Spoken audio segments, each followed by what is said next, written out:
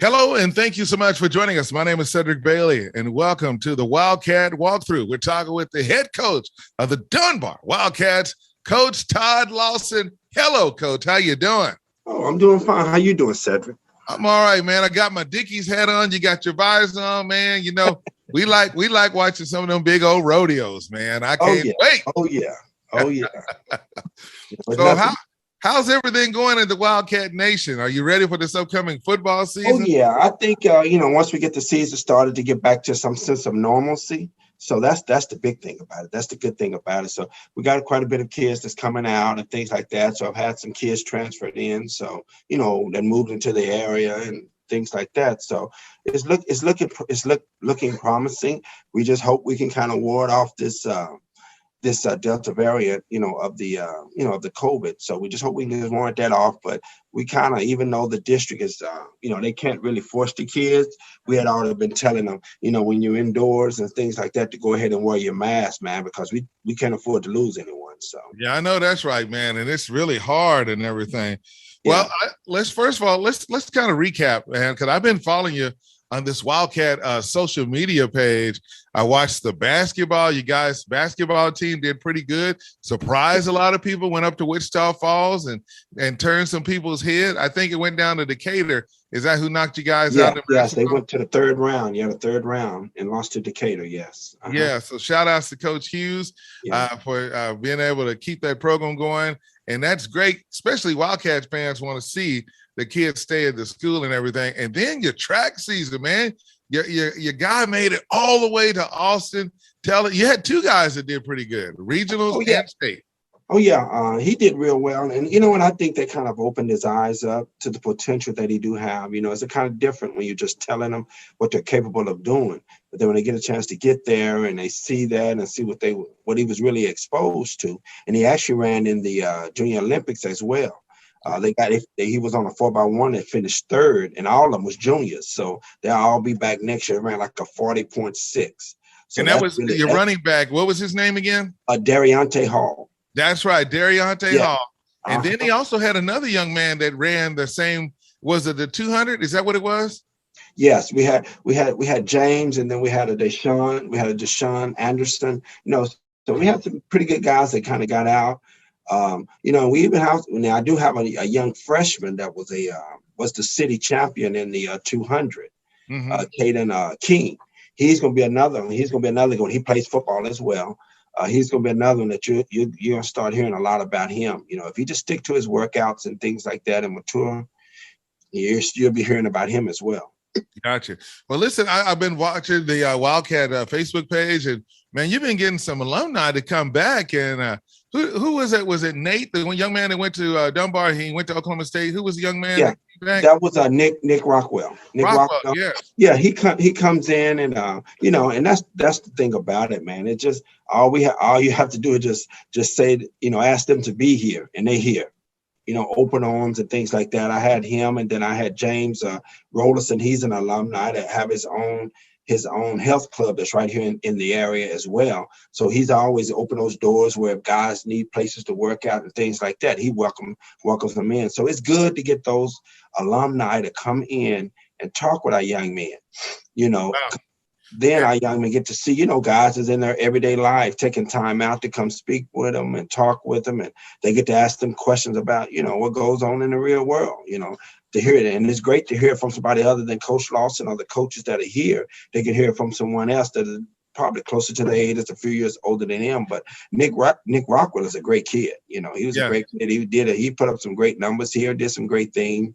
So he talked to him about that. He talked to him about the college life and the expectations. And he talked about a lot of the pressure that we put on him, and it was good because a lot of times we put pressure on him that we wasn't putting on any other kid just because of what he was capable of being. Mm-hmm. And he understood that, and he kind of brought those things out, and then understand that when you're doing those types of things, you got a strong foundation at home, and that day, when his dad would just call and be like, hey, get on him, stay on, just stay on him because, the world is his, and he's doing great things now. He graduated from Oklahoma State.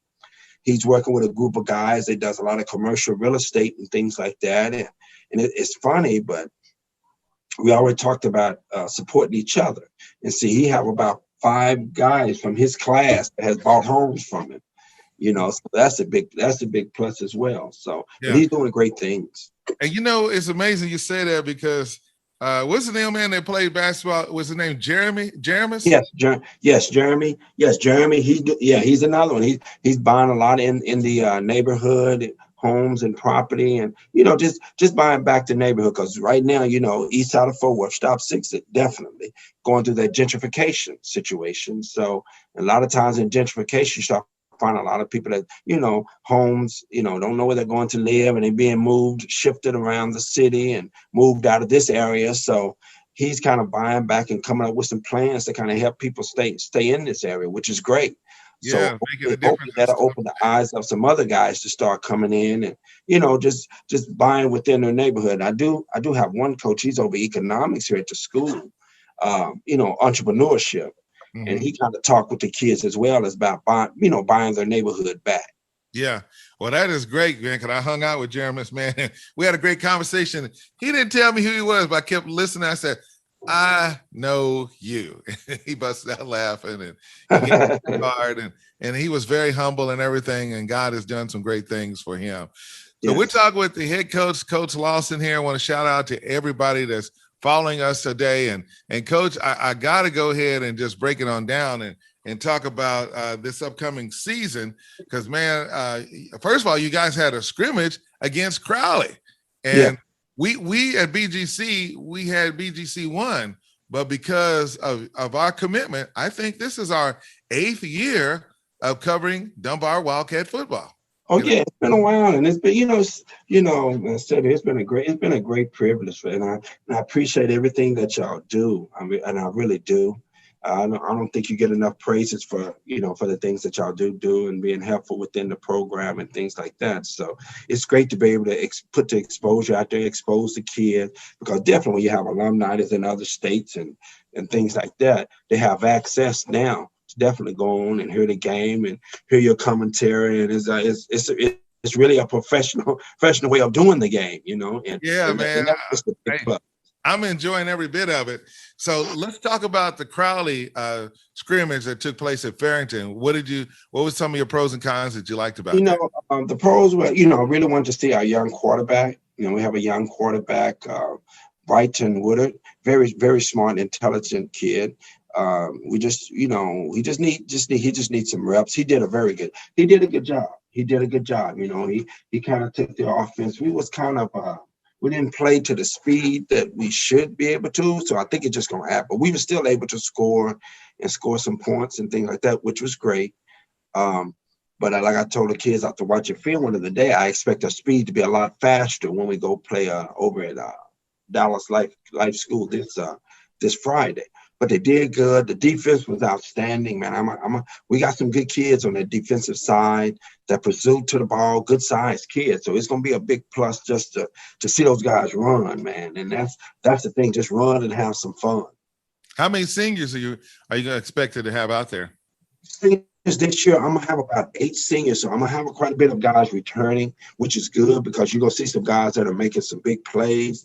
They'll be coming back, So that's the thing about it. I have a lot of guys returning after this year, which would be good. We good now. Next year I have a lot of seniors on that with that group. So, but this year I have like 8 seniors that they're contributing, but I got a lot of good younger guys that's right underneath them that are doing a good job and that are pretty good players. What about Malik Montgomery? Is he coming back, running back? Is he going to be a junior this year running? Yes, he'll be a little sophomore. I think his first carry, I think Crowley let him know he still got a little growing to do. Really? Yeah, he broke through the line of scrimmage, but they took the ball from him.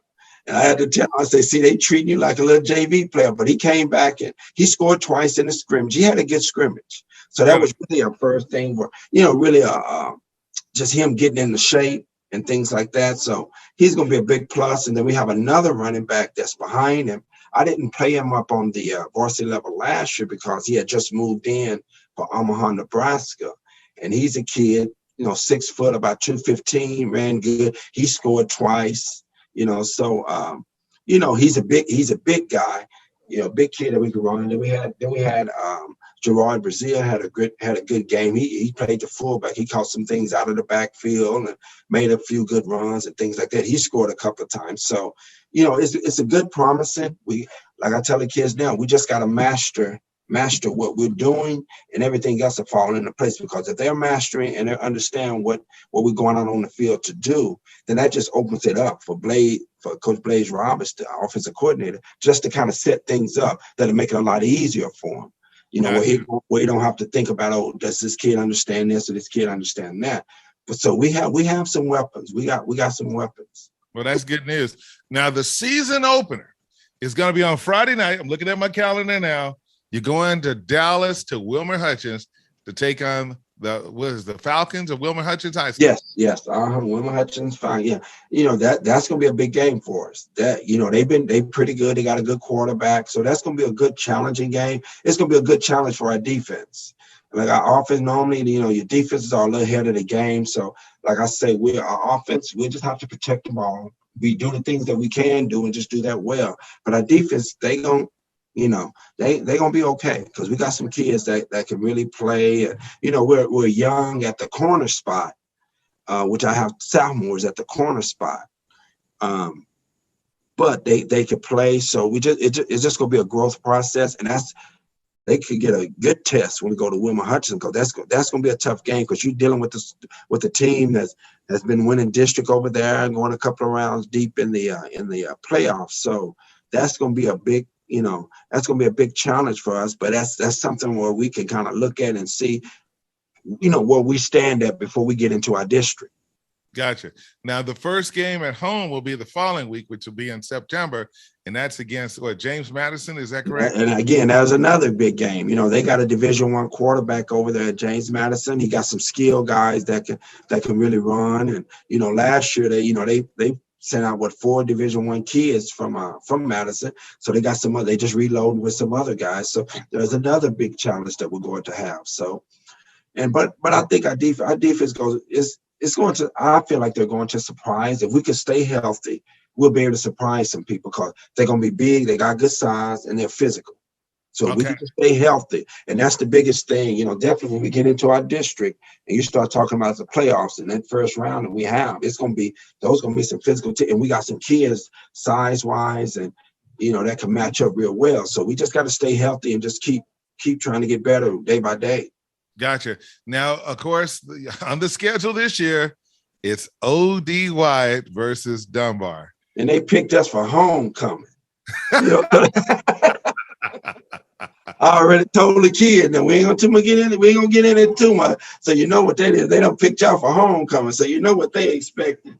So but that again, that'll be a big game. They had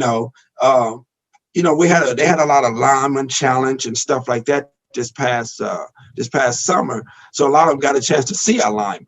So they was like, oh man, everybody. So the word in the streets in Fort is Dunbar got linemen. So, and we really do. So they just got to keep pushing themselves. Is that at Clark Stadium? Huh? It's not over at Hanley. It's at Clark, right? Yes, it's going to be at Clark. Yes. And that's on September the 10th on a Friday? Yes. All right. So that'll be a good game. So we'll get to lean on them a little bit. Yeah. Well, I'm going to stop right there, because we're going to pick this up and talk a little bit more. But Coach, I just want to say thank you. And by the way, I believe I heard that your former school, because you went to Utah and then you went to Tennessee State, right? Yeah, I played at Utah. I went to graduate school at Tennessee State. Is it true that Eddie George is now coaching there at Tennessee State? Yeah. You know what, man? And really, man, Tennessee State is a diamond in the rough just by where it's centrally located. You think about, you can go 2 hours north, south, east, or west, man, and you talk about it's the Mecca. You can find athletes, and he sits in a good area. One thing about Tennessee State, they play in, even though they're HBCU, they play in the Ohio Valley Conference. Yeah. So they really sit good. See, they hadn't been, they were really good when I was going to graduate school. That's when they had Coach Cole, head coach, and they won a couple of conferences and things there at that time. But man, that's a that's a diamond in the rough. They can talk about all these other schools, you know, Jackson State and all of that, but where Tennessee sits, you get to play in the Titan Stadium, you know, and you're in Nashville. I mean, it's crazy because that you look at it, the recruiting. I mean, can't nobody touch. An HBCU can't touch. There's not too many Division I schools because they have indoor facilities. They have all of that. And then you look at the history of the school. You're not too far from Vanderbilt. Then you have Meharry Medical School right there. Then you have University. So you have a lot of history. You know, you have a lot of history right there, man. So I hate it. I won't get to see them this year, but I think next year, the way I schedule it, I get a chance to go back and kind of get a chance to see them play. All right. But Coach, we're out of time, and I want to say thank you. I can't wait to talk to you. And of course, we want to say good luck to you as you got your scrimmage this week going on in Dallas. And of course, we're going to get ready for the season opener. You can check it out at BGC Sports 2. Coach, we want to say thank you for being a part of the Wildcat walkthrough here on the Big Game Christian Sports Network. All right. Thank you, Cedric. Thank you for having me.